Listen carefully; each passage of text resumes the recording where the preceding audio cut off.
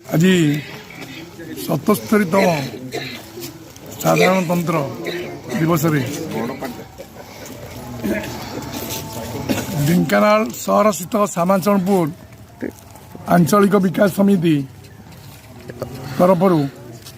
पताका उत्तोलन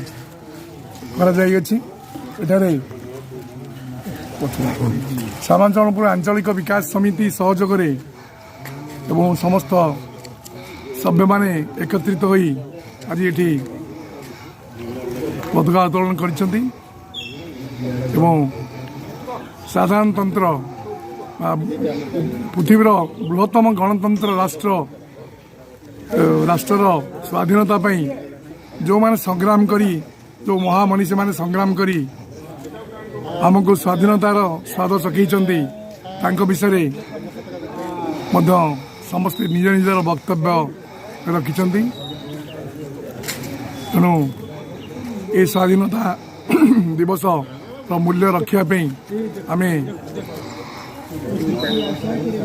आह्वान दौचु आज समाज को आह्वान दौचु सामाचरणपुर आंचलिक विकास समिति तरफ मु सभापति श्री जोगीनाथ महांती आह्वान दौची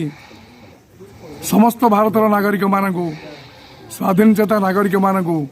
जे देश में होता अन्याय अत्याचार एवं जो भली भाव में करप्शन बढ़ी चली समाज में आजिकल विभिन्न सरकारी दफ्तर ठार आरंभ करी विभिन्न क्षेत्र में आज कलाबाजारी बा ये जो करप्शन होची सेटा को लांचखोर नीति चली बहुत लोक को बड़ लोक करा बंद करने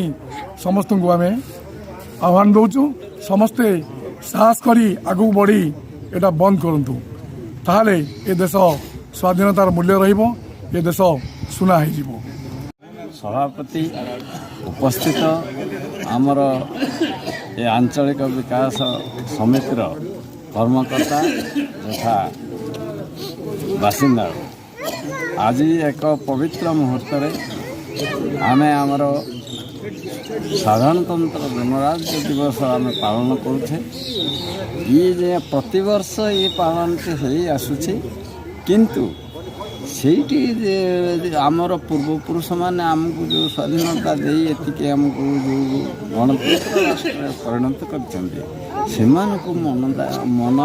पकईवाई एवं से बलिदान मन पकईवाई आम आज उत्सवटी सब पूरपूरी पालन होती आम विकास समिति पक्षर भी पालन होती तेणु बर्तमान जहाँ आमर सभापति महोदय कहले श्री जोगीनाथ महांती जे आम सबुबले महात्मा गांधी का वचन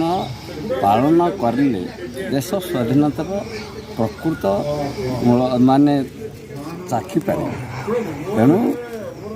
मोर आज अनुरोध समस्ते